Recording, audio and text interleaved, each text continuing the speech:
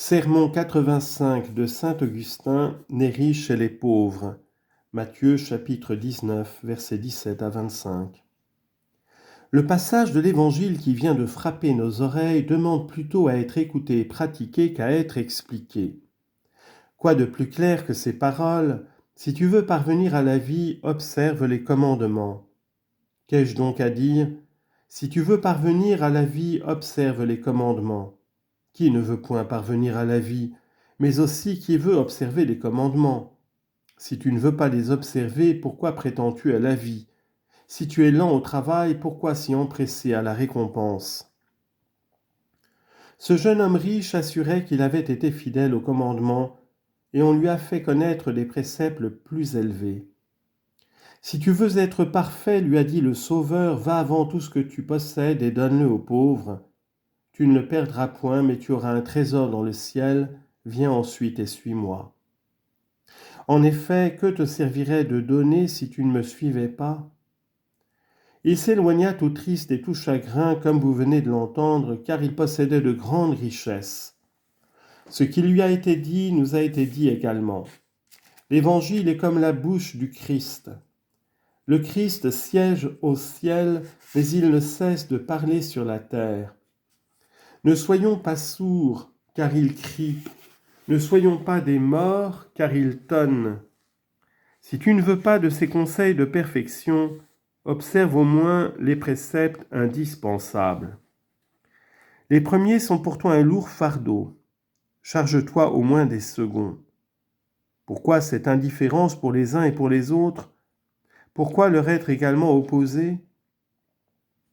Voici les premiers. Vends tout ce que tu possèdes, donne-le aux pauvres et suis-moi. Voici les seconds. Tu ne seras point homicide, tu ne commettras pas d'adultère, ne cherche pas de faux témoignages, ne dérobe pas, honore ton père et ta mère, tu aimeras ton prochain comme toi-même. Accomplis ceci.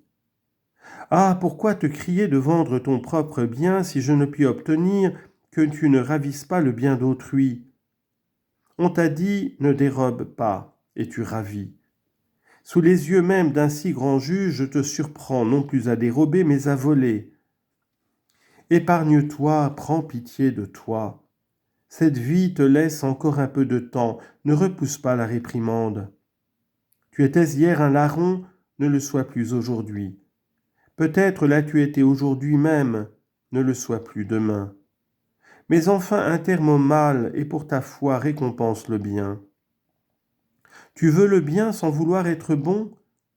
Ta vie est opposée à tes désirs. Si c'est un grand bien d'avoir une bonne compagne, quel malheur d'avoir une âme mauvaise. Le riche s'éloigna tout chagrin. Qu'il est difficile, à qui possède des richesses, dit alors le Seigneur, d'entrer dans le royaume des cieux. Jusqu'où va cette difficulté ?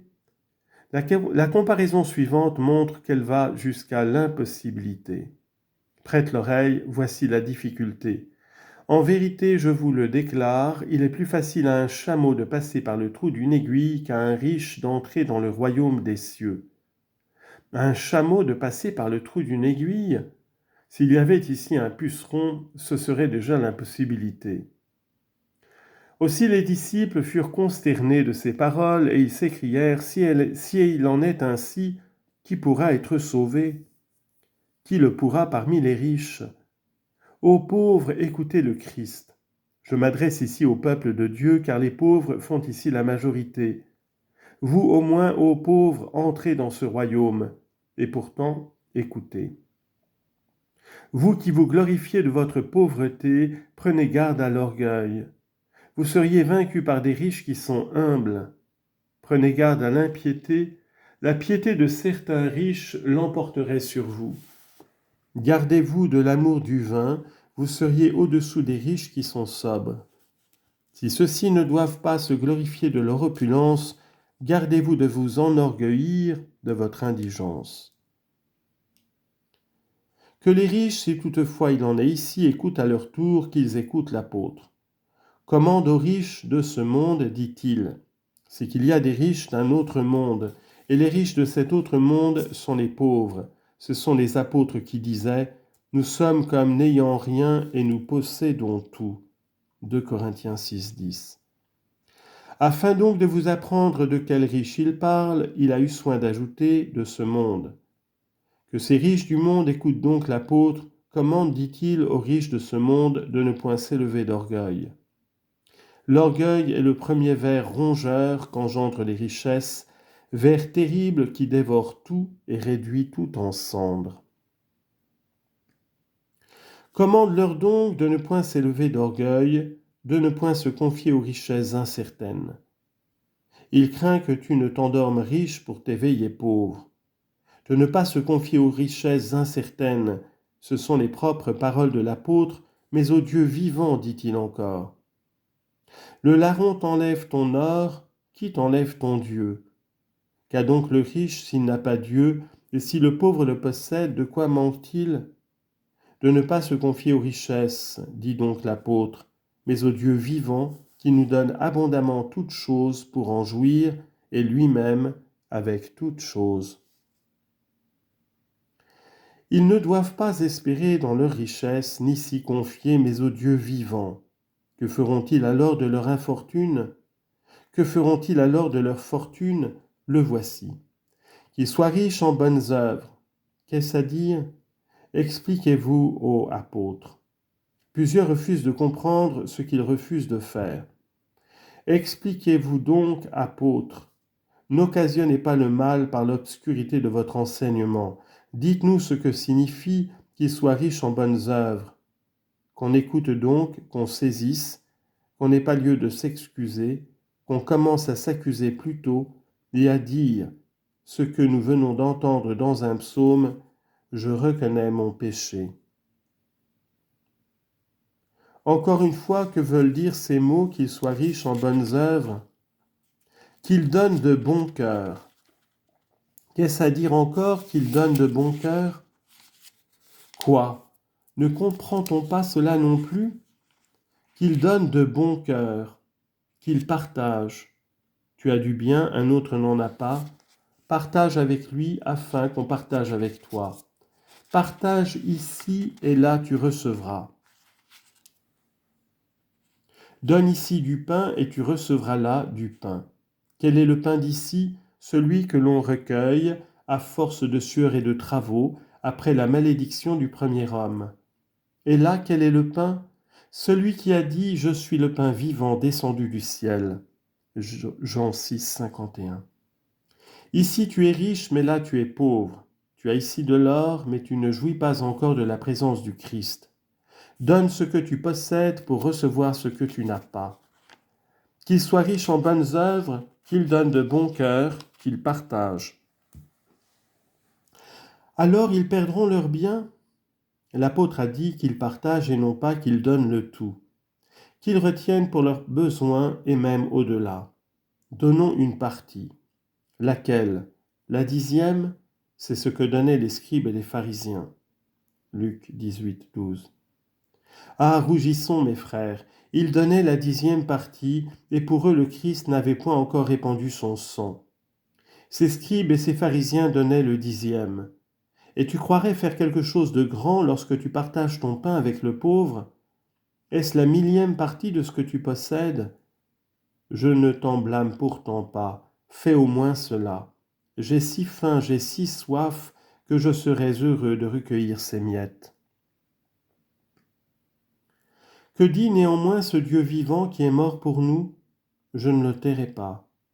Si votre justice n'est pas plus abondante que celle des scribes et des pharisiens, vous n'entrerez point dans le royaume des cieux. Matthieu 5, 20.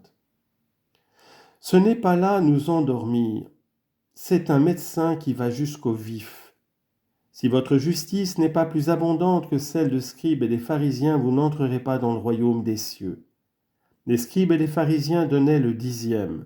Et puis, examinez-vous, voyez ce que vous faites et ce que vous avez, ce que vous donnez et ce que vous vous réservez, ce que vous répandez en charité et ce que vous consacrez au luxe. Ainsi, qu'on donne de bon cœur, qu'on partage, qu'on se fasse un trésor qui soit un bon fondement pour l'avenir afin d'acquérir la vie éternelle. J'ai parlé aux riches, maintenant pauvres, écoutez. Vous donnez et vous gardez-vous de ravir. Vous donnez de vos biens et vous mettez un frein à vos passions. Écoutez donc, pauvres, le même apôtre, c'est un grand gain. Le gain est un profit. C'est un grand gain, dit-il, que la piété avec ce qui suffit. Le monde vous est commun avec le riche, et vous n'avez pas la même maison, mais vous avez le même ciel, une même lumière. Cherchez ce qui suffit, cherchez-le, rien davantage, car le reste est une charge et non un soulagement, un fardeau, non pas un honneur. C'est un grand gain que la piété avec ce qui suffit. La piété avant tout. La piété, c'est le culte de Dieu. La piété avec ce qui suffit, car nous n'avons rien apporté dans ce monde. Y as-tu apporté quelque chose? Et vous, riches, qu'y avez-vous apporté? Vous y avez tout trouvé, et comme les pauvres, vous êtes nés dans la nudité. Vous étiez comme eux bien faibles de corps, et comme les leurs, vos vagissements témoignaient de vos souffrances. Car nous n'avons rien apporté dans ce monde. Ce langage s'adresse à des pauvres, et nous n'en pourrions emporter rien. Avec la nourriture et le vêtement, contentons-nous, parce que ceux qui veulent devenir riches, ceux qui veulent le devenir et non pas ceux qui le sont, laissons ceux-ci, ils savent ce qui les concerne, qu'ils soient riches en bonnes œuvres, qu'ils donnent de bon cœur, qu'ils partagent. Voilà ce qui les concerne. Vous qui n'êtes pas riches encore, prêtez l'oreille. Ceux qui veulent devenir riches tombent dans la tentation et dans des filets, dans des désirs multipliés et funestes. Vous ne craignez pas? Écoutez ce qui suit, qui plonge les hommes dans la ruine et la perdition. Et tu ne trembles pas? Car la racine de tous les maux, c'est l'avarice. Or il y a avarice à vouloir être riche, non pas à l'être. En cela consiste l'avarice.